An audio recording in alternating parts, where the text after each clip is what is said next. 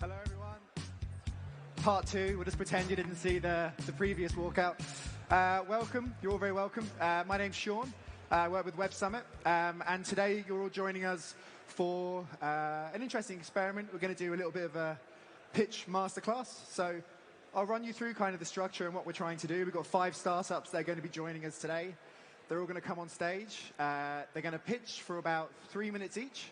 And then afterwards, they're going to get some feedback on the pitch and on the business and all that kind of stuff. So, there's 5 companies up here, but I'm sure there's many, many startups in the audience. Try and take some kind of tidbits from each pitch. I'm sure there's lots that will apply to you. We've got the 5 companies are coming from a host of industries, much like the audience here. And of course, we're going to be joined on stage by a very special person, Cristina Fonseca, partner at Indico Capital. I'll bring her out in a moment. We can have a little bit of a chat, and then we'll get into the pitches. If we have time at the end, and seeing as there are so many people here, I might try and do a Q&A with the audience as well, provided we have time. So don't hold me to it, but if we can do it, we will. So if anyone has any questions, have a think, and at the end, we might be able to come back to you. So without further ado, please, a very warm welcome to Cristina Fonseca from Indico Capital.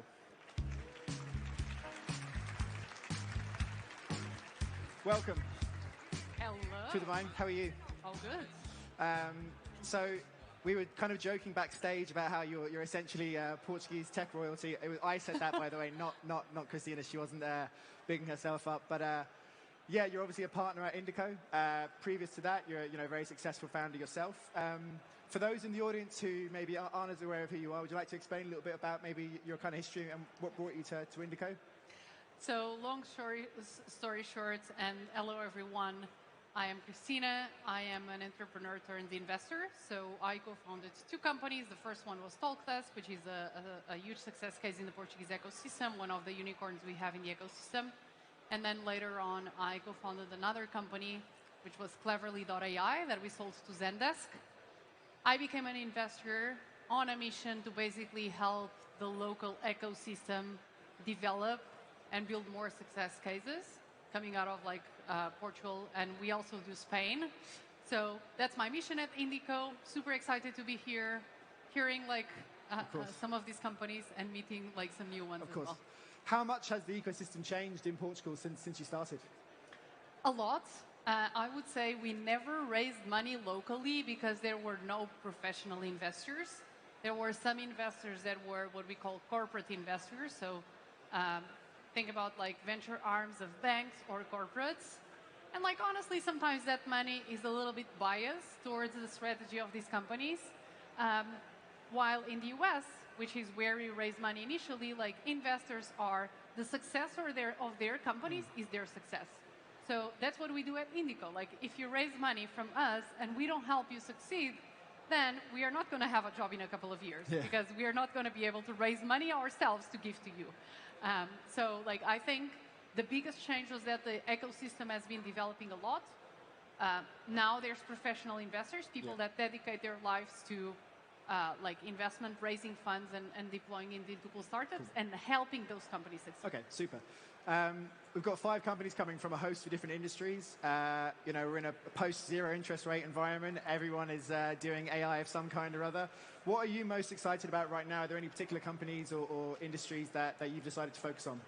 Look, I need to mention AI because I created an AI company myself. I'm a big fan of technology, but I still believe the companies that are going to succeed are the ones that are able to solve a big problem in a way that's different. So although I'm a big fan of AI and this new wave of tech and innovation, we really need to stick with solving the problem in the right way and creating value for someone. Of course. Before we bring out our first startup, obviously you've had a lot of experience on this side of the pitch now, hearing them, so many, with your time at Indico. But you also have a lot of experience doing the pitching as well. How much, was there any kind of lessons you took from when you moved to that kind of other side of the table that you realized maybe something that you weren't doing as much that you should have? Or what's that transition been like? Well, I would first explain the problem very well. Okay. I think when the investor cannot understand the problem, maybe your attention span, your attention will go somewhere else. And then sometimes companies take a long time to get to not attraction, but to tell an investor, where are you in the process? Because we meet companies that are at pitch deck stage, we meet companies that are doing millions of dollars in revenue, and if you take 20 or 30 minutes to like tell me where you are in the process, like everything else you're going to tell me, like I'm probably not going to look at it in the right way, because I don't know if you're talking to me like and you're just looking for early validation, or you want our help to get to the next like $1 million in revenue. Okay, cool. Well, luckily you won't have to go through 20 or 30 minutes of each pitch. They're going to be 3 minutes long. And then, of course, Christina's going to critique the pitch itself and kind of what can be improved and tweaked for the next time they do it. And then also a little bit about the business and maybe things that excite her, or maybe some pain points that she might have identified herself. So let's get started. You've been a really nice crowd so far, and you've given us both a very warm introduction. So please keep it going. And without further ado, we're going to bring our first startup on stage, which is Donica from Booker. Woo!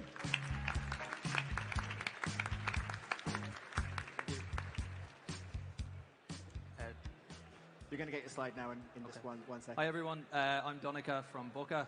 We're an Irish company that is changing the way that companies plan and deliver employee events. The whole process of event planning is broken.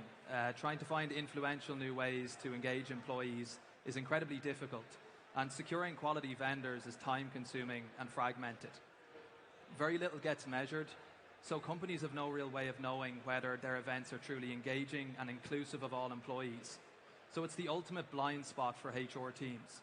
It's an exercise of spend and forget instead of spend, measure, and iterate. And oftentimes it gets outsourced to costly event agencies, which only worsens the problem because they're even less connected to the employees who these events are being planned for. So what does a solution look like to this problem? Well, we've developed a platform that centralizes quality verified event vendors so that companies can securely book them in one place. Our platform offers transparent availability, pricing, and reviews. Our 2024 product is going to make Booker an end-to-end solution. We're building an AI event planning assistant that will streamline collaboration and task delegation. And we're also building engagement features, everything from invite management to attendance gathering, surveys, polls, and feedback, so that companies get actionable insights around all of their employee events. So why are we addressing this problem now? Well, as the headlines show, companies are struggling to get their employees back to the office and to engage them in person. The research suggests that mandates are not the answer. The main way to do so, as McKinsey states, is to nudge employees back to the office in a social way. Well, what better way to do that than through events? And with culture budgets fully restored to pre-COVID levels, as well as the first two markets that we're targeting having some of the lowest employee engagement rates in Europe, we believe that now is the right time. Based on €500 per employee of culture spend per year, we estimate that the total market value across the US and Europe is just shy of 37 billion. And our revenue model means that we can serve the entire market. We have a free product here that works great for smaller companies who want to plan more sporadic events, and they just pay a fee when they book a vendor through our platform. Our paid product tiers are brilliant for companies who want to be more strategic in their approach and include those engagement and planning features that I mentioned. So why is Booker different to what's already out there? Well, simply put, we combine the best features of vendor booking sites, employee engagement platforms, and event management softwares into one purpose-built solution for employee events. Our progress to date has been really positive. We've just launched our desktop and mobile app. We've onboarded some of the best vendors across food and beverage, entertainment, team building, and wellness activities. And we're in the process of building out our first customer pilot, which includes being in the late stages of approved vendor status with a large multinational in Ireland who employ over 5,000 people. Thank you. Well done. More or less on time. Yeah. Well done. I know your mom is in the audience, so she should be proud. Where is she? Woo! Let's go. Okay, so don't say anything too mean, because otherwise the mum's going to be involved. I told him before, look, like, I might not be, you might not think I'm a good person, but I am. So, well done. I think some of the things I would change, like they will seem like quite like small adjustments, but I believe they will make a big difference. And please like take notes, dear audience. First of all, the title of the slides should tell a story. Yeah. Like you like the title of your slides were the problem, the solution, why now? Like if you use the title of the slides to tell the story of your pitch, it's going to be like you're going to come across as like way more polished. Like you're very polished, but I felt that the title was maybe could be improved. The why now, I would do that at the beginning, because then everyone can relate with working remotely, engagement being hard, like you work in front of Zoom. So I think like that captures the audience. Like you did exactly what I mentioned were the good practices, but I believe the why now should be at the beginning. And I felt the last thing was the ask was missing. So every time you pitch, what is it that you need help with? Are you ready to onboard customers? Are you looking for more partners? Like I felt like, okay, like if you are in front of the audience, maybe you can ask for stuff. What is it that we can do for you? Are you raising money? That makes sense. So we are raising our remaining pre-seed round. We're looking to raise $500,000, and we are in the process of onboarding customers in Ireland. So if anyone has any connections, that would be great. See? Good catch. Thanks, Cristina. Super. And then, I mean, more general comment on the business. And I know you probably put a lot of focus into developing the tech that will like power the entire operation. But given the business, what I would do would be, can you serve customers already without the platforms, and you take care of the manual work? Because there will be a lot of like supply-demand dynamics, understanding which partners are missing, trying to like crack the details of the business that you can already do without technology. So if I was in your shoes, I would for a while remove the technology from the equation and try to work out the business model without tech to learn more, faster. Okay. Yeah. Even if tech is not there. Look, I pay for these kinds of things. Yeah. Like, it's a huge pain point. So well done. I think you're onto something. Thank you very much. Amazing. Thank okay, you. super. Cool. Is there any questions you have for Cristina? Yeah, I think I'd love to learn about your experience, because I know you've scaled such a huge company. Did you see any challenges around planning these events and understanding more about what engages your employees the best? Look, it's a hard problem, because sometimes adjusting like to everyone's needs is tough, and now companies have more and more employees working abroad in different locations. So I believe these types of services are becoming even more important because of that. I don't know if you're only planning in-person type events, but I've seen companies doing like remote workshops, remote events to be able to do these things more often and keep people engaged. For example, in your case, since you're trying to have companies pay an annual fee, I think combining both online and offline type events would probably make sense. But again, you'll need to listen to the market, work very closely with customers in order to understand what makes sense. Super. Cool. Amazing. Thank you so much, Danica. Super. Thanks, guys. Round of applause, please. Cheers. Thank you. How do we do? Joe Donica's mother, was that okay? Very good. Okay, perfect. We survived. Okay, great. Let's get on to our next startup. So again, a very warm welcome to Yuki from Bootstraft. Woo!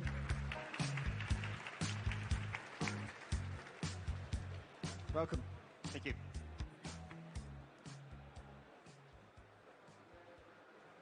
Let's give it one moment. Okay, I will start.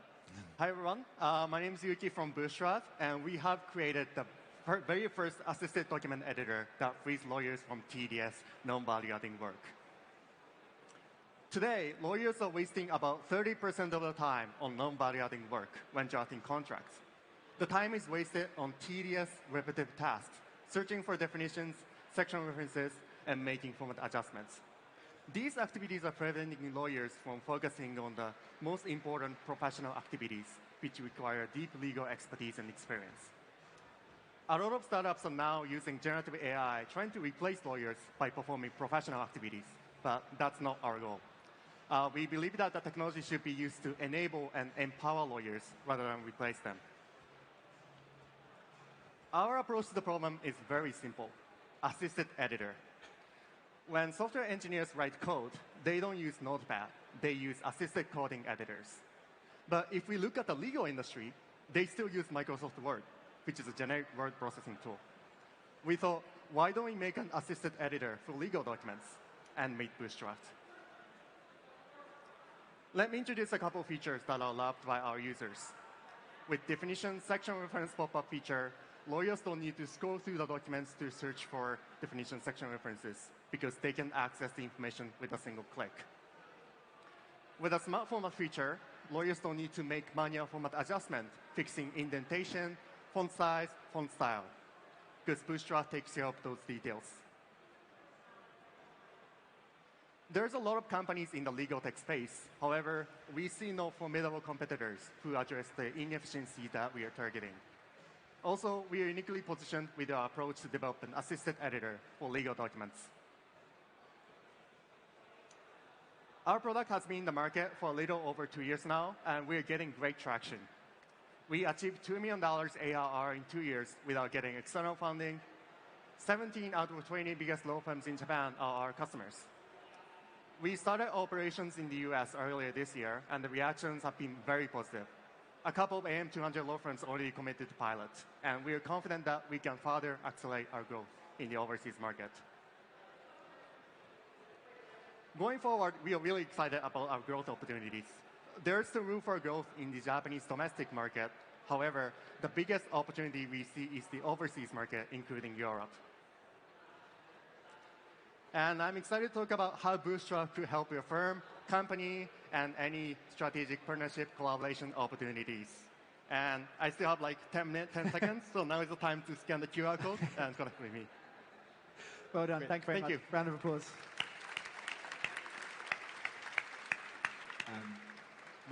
Once again, someone who literally got it on the money for the 3 minutes. Very impressive, setting a high bar for the rest of our startups. Over to you, Cristina. And very good pitch. Congrats on the traction and the progress. Like, it's always impressive when you get to like a big number. So I guess that speaks for itself. Like, when you tell me you've been working on this for 2 years, I guess you have kind of like some differentiated tech. And in a world where everyone is building wrappers on top of OpenAI and like building applications that are not like very deep or very differentiated, I guess you have some magic sauce that you could talk about a little bit to protect yourself from being categorized as yet another like AI startup on top of OpenAI. So I think that would be that's my biggest point of feedback in regards to your pitch. I have a little bit of a question that does not necessarily relate to the pitch, which is, did you find it easier to build an editor on the side versus building like a plugin or something for Microsoft or Google Docs when these companies use these tools for ages? Like, why did you decide to build a complete editor? Thanks for the question. That's a great question. We actually considered making a separate independent editor, but because lawyers are using Microsoft Word and they're not going to change the workflow in the near future, we try to integrate everything on Microsoft Word. But in the longer term, in the ideal world, we of course want to make an independent editor. Okay, so right now you work on top of Microsoft Word in the future. Because you pitched a little bit of a different thing, which maybe is the vision, but not how it works right now.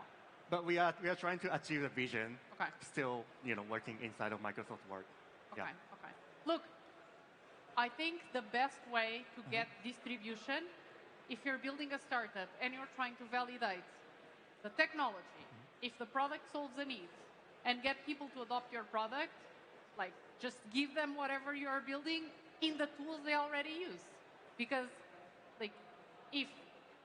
if you're going to try to create an entire new ecosystem, just convincing people to change, like it's going to be very hard. So that was very smart. I'm like, Thank you you. get to 2 million ARR with a completely new editor. Lawyers in Japan must be like a unique crowd. But okay, well done.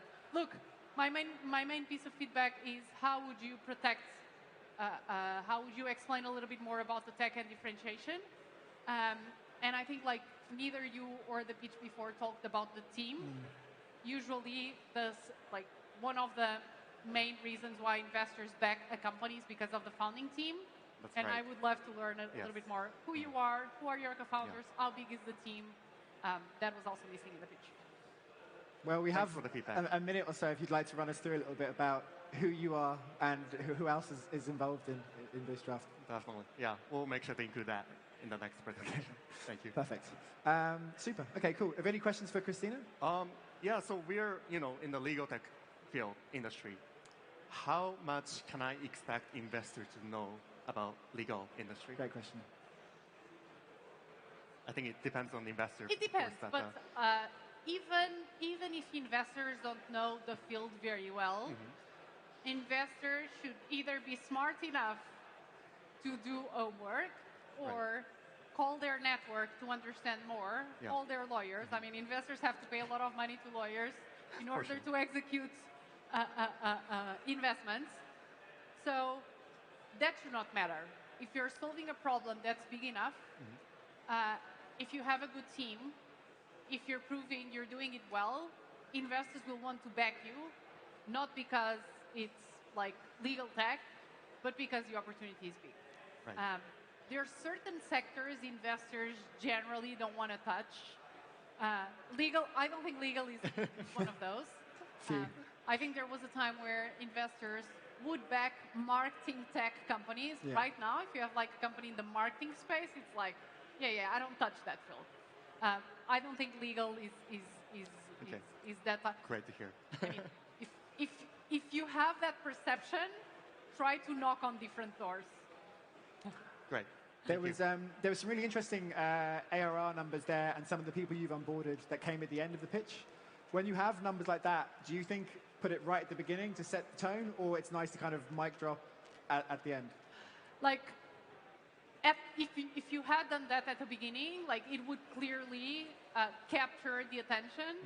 Then a very good question I have is, how long did it take you to get to that number? How fast are you growing? You told me the number, you didn't tell me the progression, which you could have given me a little bit more detail, but because you said I achieved these in 2 years, you kind of can guess. I mean, you had to do a good job fast, but dropping the number at the beginning is always a good idea. Same thing, if you have a killer team, you just like make it very clear at the beginning, look, we know what we're doing, we're not wannabe entrepreneurs doing this for the first time. That's also very good, very good advice. Perfect. Great. Everyone, please round of applause for Yuki at Bootstrap. Thank you. Thank you, Yuki. Okay, super. So we have onto our third company now. So again, a great audience, as usual. You're going to get sick of me saying that, but I need your applause for the startups. So please welcome Manar from Sinoia. Woo! Let's go. Hello, everyone. Okay, Manar's mic, try that again. Yes, I'm gonna start. Perfect. Yeah. Oh, Yeah. It's working. Yeah. Okay. So, hello, I am Manar. I'm the co-founder and CFO of Sinoia. I'm so glad to be here today. Basically, when we're working in digitizing our workspaces, has been supposed to be productive, make us more relaxed, but it has turned out to be a digital burnout.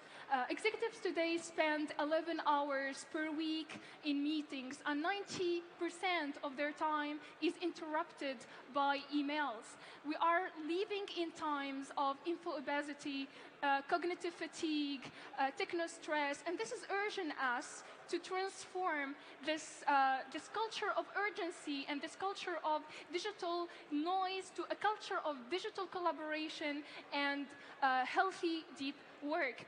That's why we create this Sinoia, where we centralizes all the digital tools and channels of communication in one dynamic platform for better and efficient workflow. You can think of it as your digital workspace getting simpler, easier, with less time, less money, and less work fragmentation. You can manage your tasks, share files, jump on a video conference in one spot. We've integrated the most used apps for you, and soon enough the chatting apps, and we are adding a layer of artificial intelligence to make it even smoother.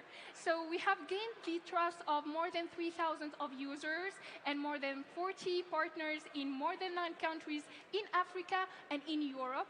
Our business model is based on a B2B SaaS, starting from $7.99 per user per month to $12.99 with an on-custom pack.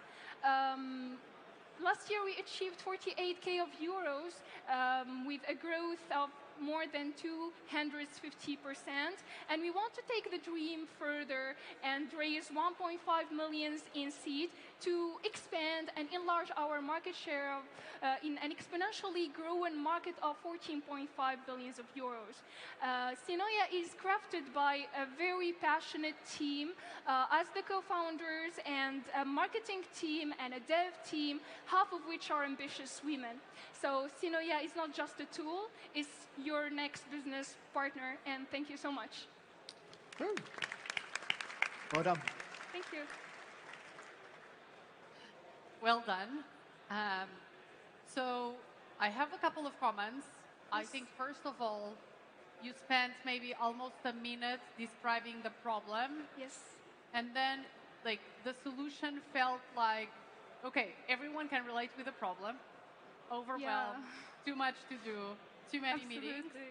But then I didn't understand how the solution connects to that, because you're offering me yet another platform to manage my things, but like, what is it that I'll be able to reduce, right? Like, how am I going to be able, how am I going to do less meetings or less calls or be more efficient?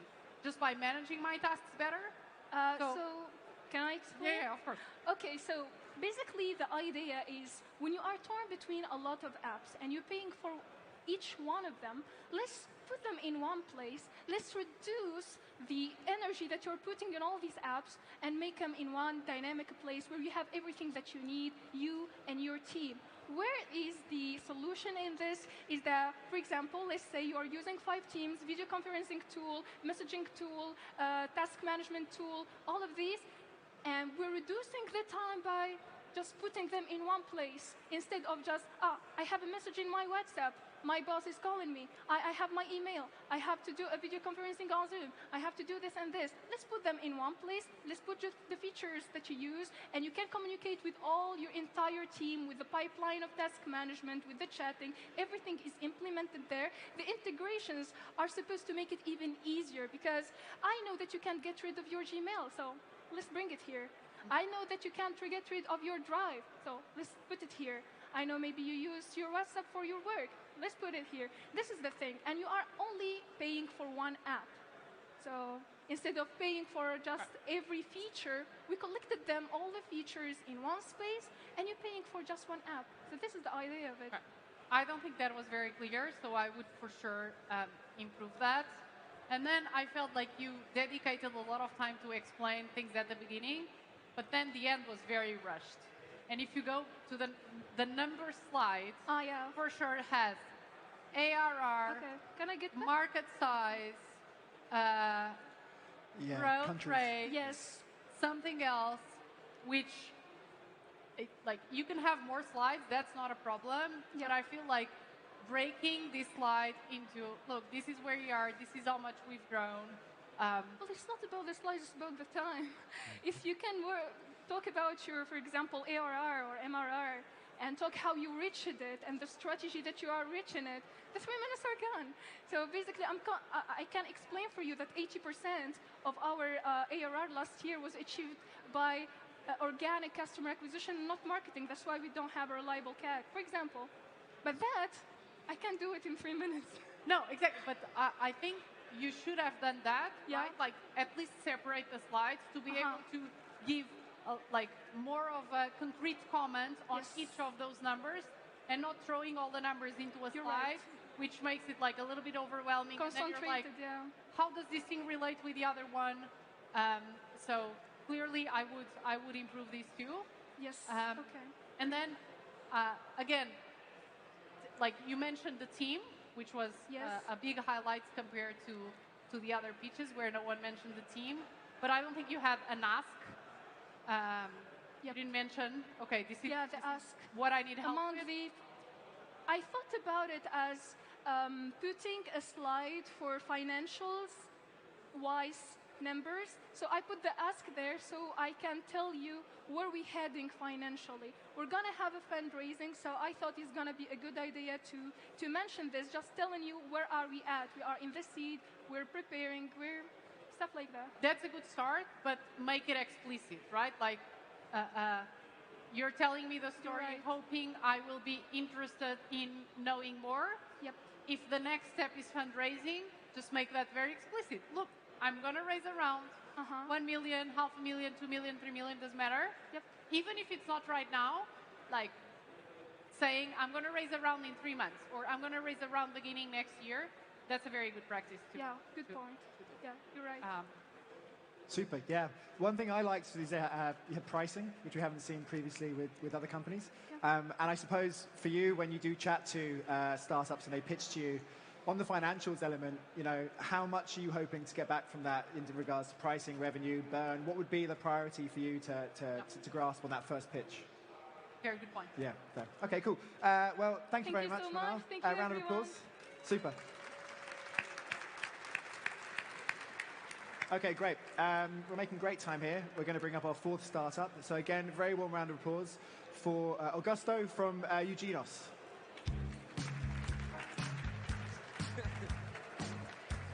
You might need to keep those applause coming a little bit longer. Are we ready for Augusto from Eugenos? Until we are like, oh, here we go. Perfect. All right, round of applause, guys. Come on. Woo! Hello, thank you for having me. Taking his time.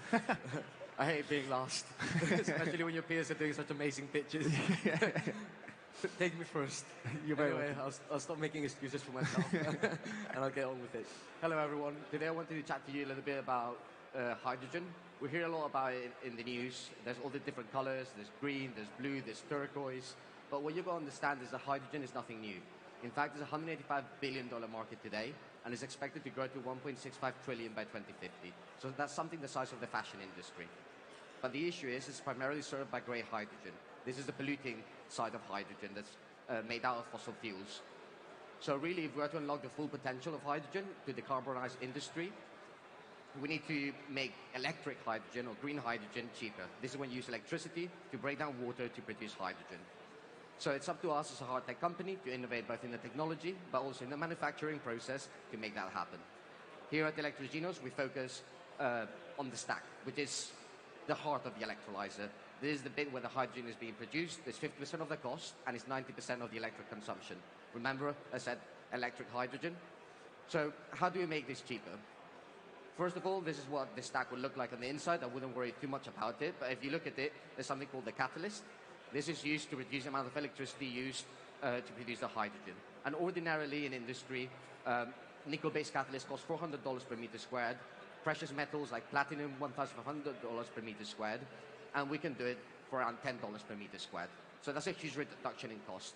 But we don't just stay there. We actually have not compromised in activity. So we're actually 54% more active than running nickel. And we have an onset potential that's similar to platinum. But this takes us to the next challenge, and that is manufacturability. We use something called soft tooling, whilst most other competitors use something called hard tooling. I'll give you an example of what I mean by that. So this lump of metal here is what our competitors will use. It's plasma spraying. It's high capex, heavy machining, and it's a batch process. We use buckets of chemicals, buckets of plastic with chemicals inside. So as you can see, it's far lower capex. And that translates to us being able to unlock our economies of scale on a much smaller size, on the 200 megawatts size factories, rather than having to build logistical nightmares that are the gigafactories. So this enables us to compete in a European level, as labor costs are always going to be higher than in other countries, as we're faster to deploy, leaner, and easier to automate. In our journey, we have a VC that joined pretty early on. We just drafted 3 patents for our catalyst, so we're pretty well protected. And we're opening around now, as we reach TRL 7, for our catalyst to scale this technology into a manufacturing plant. So currently we're raising £5 million. It's an open round where we're going to bring an energy VC and two corporates to help us go to the next level. We're also well supported. So I have my co-founder, Alfredo, who's got a background in consulting and in business, so he brings a business acumen. Our CTO's got over a decade of experience in scaling these solutions industrially. And finally, we've got a very good team of advisors that support us in the UK and also in the Middle East. Thank you. Well done.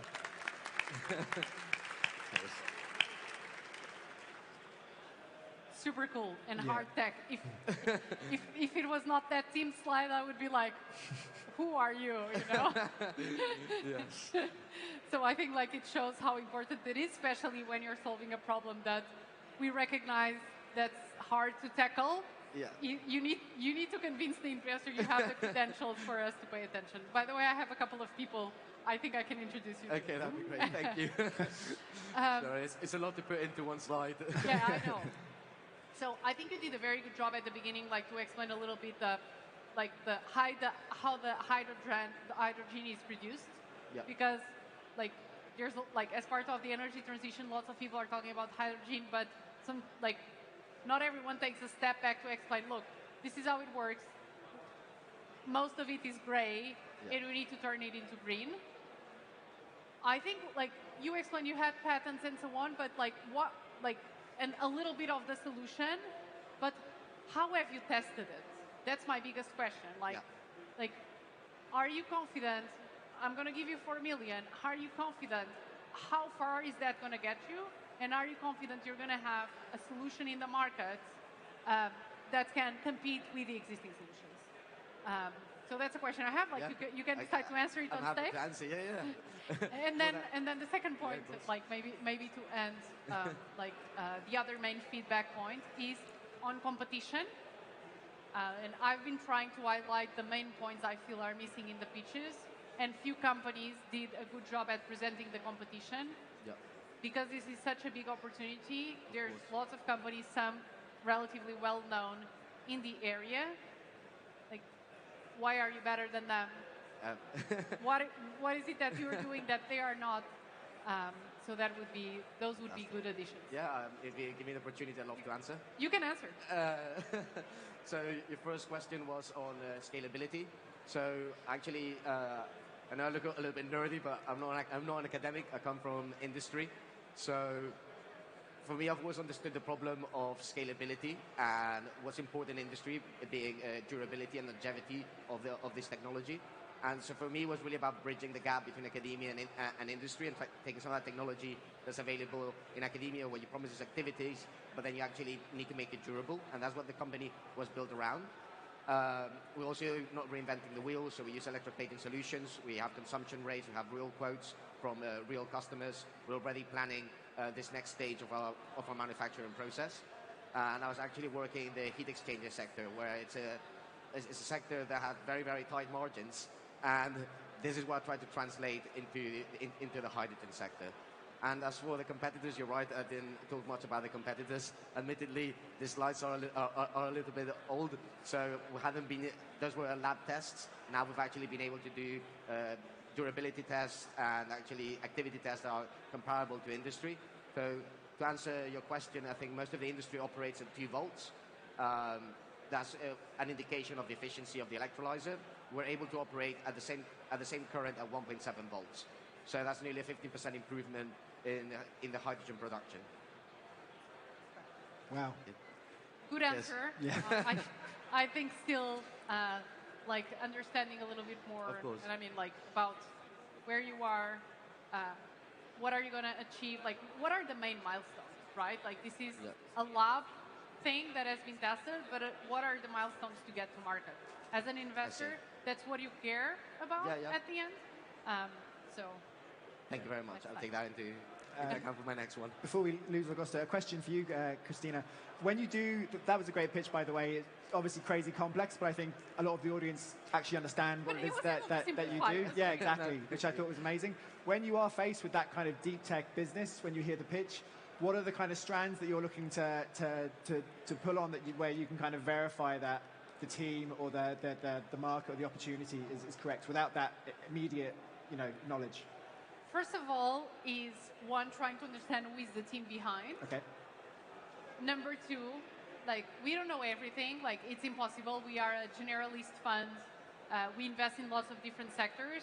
So what's on my mind is, who could I call in order to get help to understand what are the challenges and help me do a little bit more due diligence. So investors do this a lot.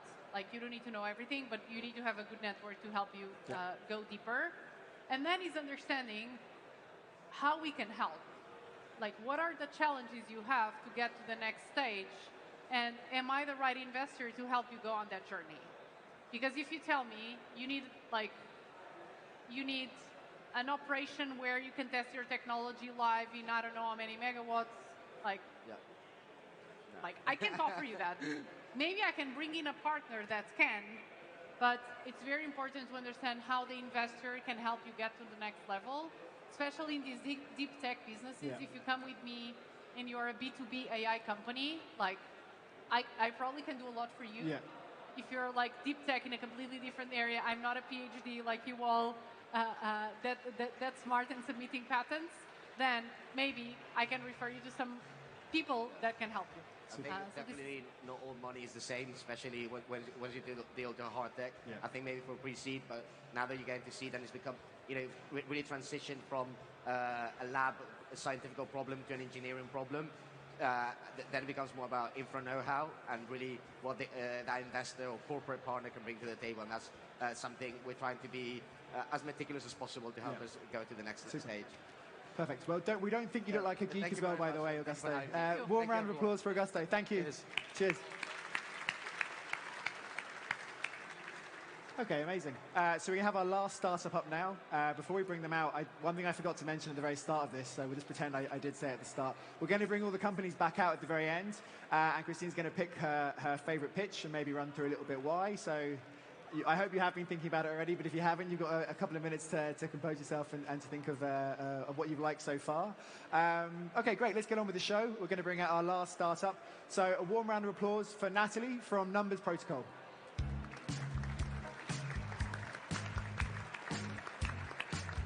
Woo. Welcome.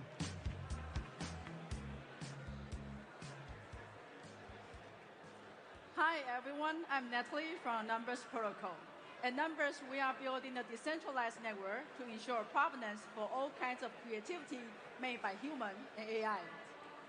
With the rise of generative AI, this has become our everyday life, full of generative fake, such as this one. An image of explosion circulating on social media, making people panic, even causing the stock market to dip. And also like this. Well, how about these faces? None of them exist. They are all AI-generated photos. So we are getting into a situation that we don't know what to trust and what not to. That's why digital provenance becomes so crucial in this AI era to help us combat misinformation and help protect the creator's right, and even more importantly, to build a trust. To build a real trust, we need an open, decentralized, and user-owned network. So introducing you Numbers Protocol. At Numbers, we support brands to authenticate digital media content and help the business to build trustworthy service with better security and efficiency. With our provenance solution, Capture, we are with you in every step from create, protect, and publish. And also to help you easily integrate with us, we offer comprehensive solutions, including Capture Camp, which is a mobile interface. Capture Dashboard is the desktop solution, and also Capture SDK for you to build your own interface. And also the Capture Eye is the widget for you to implement on your website to showcase provenance data, but also to enable monetization opportunity directly on your website. We have been working with partners across different industries in art, music, metaverse, and AI as well. We are trusted by award-winning photographers around the world. We are also working with entities such as Reuters to document the US president elections so people can see the real photos in the news. And also with another project with Rolling Stone, that we archive the war crime evidence so the information can last. And this project has been nominated by the Amy Award as well. And a lot of more great impactful projects on the hands. And in order to serve business in different sizes, our service is very flexible and scalable. We are GDPR and C2PA compliant. We run our own blockchain, but we also support multiple blockchains. We are an international team with diverse background. We are trusted by advisors and investors across different industries as well. We are looking for partners right now like creation tool and platform like Canva who would like to advance their service. And also like AI company like OpenAI who would like to build a trust in their service. And also like news publisher like Reuters who would like to build a trust in their content between them and the readers.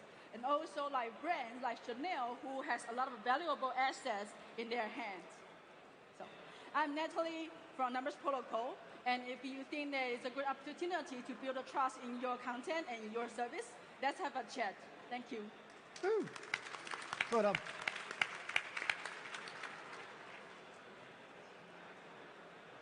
Well done.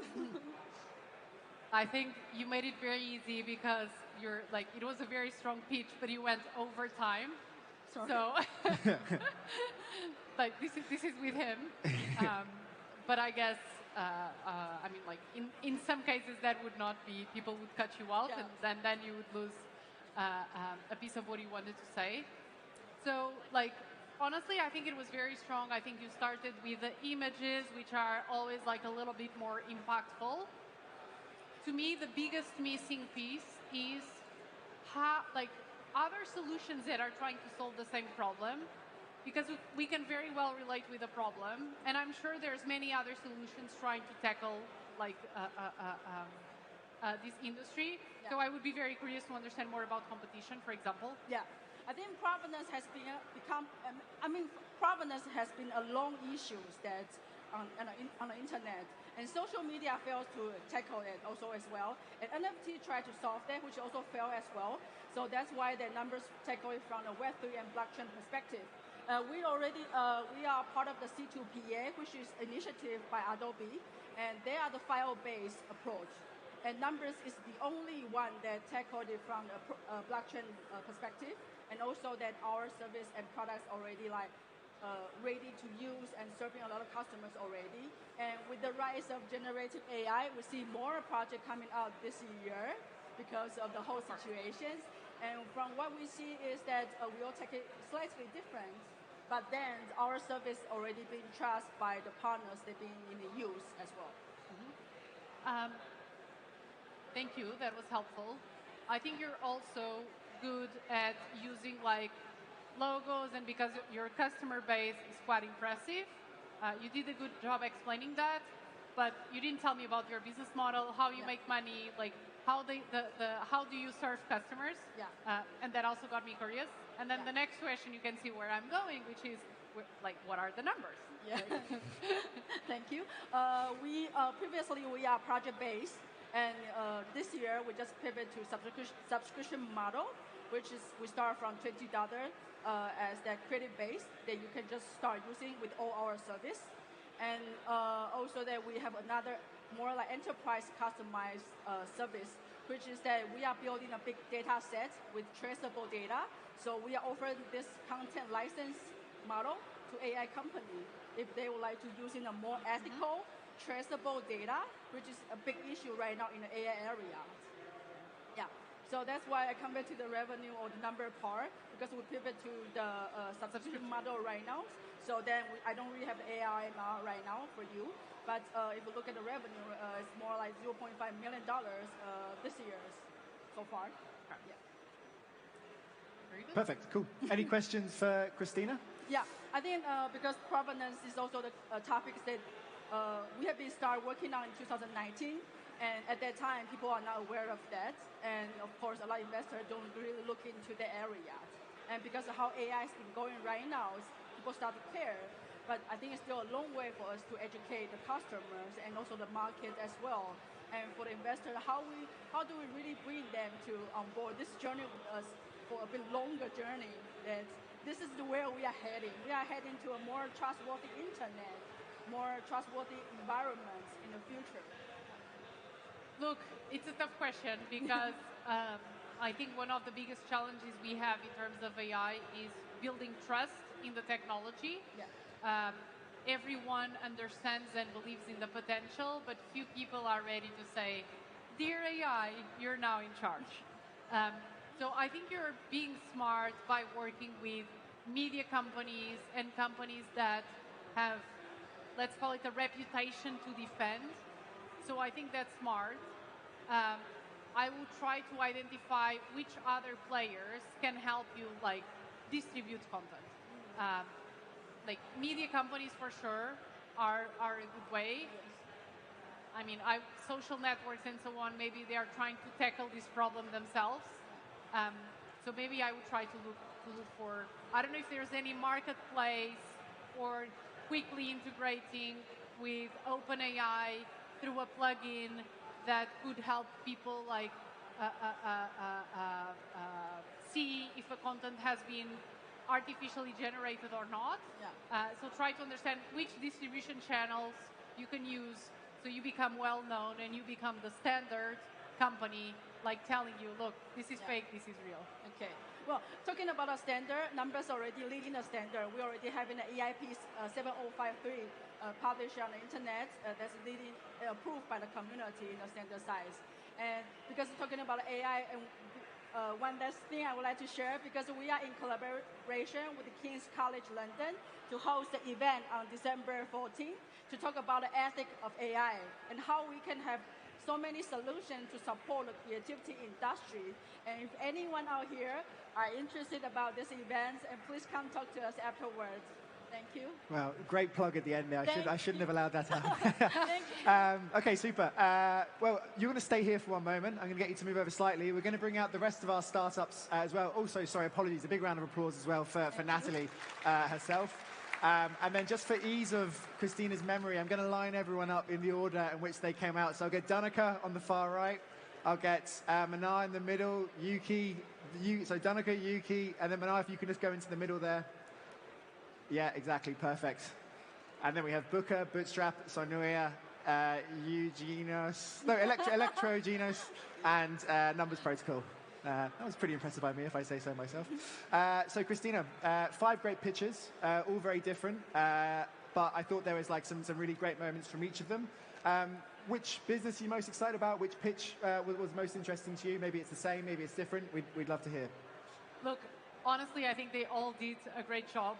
I tried to highlight like the main improvement points in each of the pitches. Like you didn't tell me before this was part of our deal, so you're making it harder. I'm in trouble now. Yeah, I kind of did just sort of ad-lib that right there, so I do apologize. But that's fine. So if I would highlight one, I would probably highlight Boost Draft. I think like it did a good job at like tweaking all of the blocks that I believe are important. I think like is the one that has a little bit more traction. And honestly, if you are going to pitch an investor, just show execution because that's what matters at the end. Like I'll leave you with the last advice. Like what impresses me the most is your ability to iterate quickly. So if a company comes to me, maybe I'm not convinced by the pitch, and I ask 2 or 3 questions. If the entrepreneurs go back to like the field, try to iterate on that, learn more, find a solution to whatever I asked them about, and come back to me a month or 2 later with like a lot of progress on that, I will be like very impressed. That's the easiest way to impress me. And I think execution really shows, like when you show execution to an investor. Amazing. Like that's the best you can do. Perfect. Okay, well, thanks once again to all of our startups. Thank you so much to Cristina for judging them as well. And a special shout out, obviously, for Danica's mother as well, who was our special guest in the audience. So round of applause. Thank you so much, everyone, for joining us. We've hit the 3 p.m. deadline, so I won't be able to go to Q&A, but thank you so much for coming. And thanks, everyone. Cheers.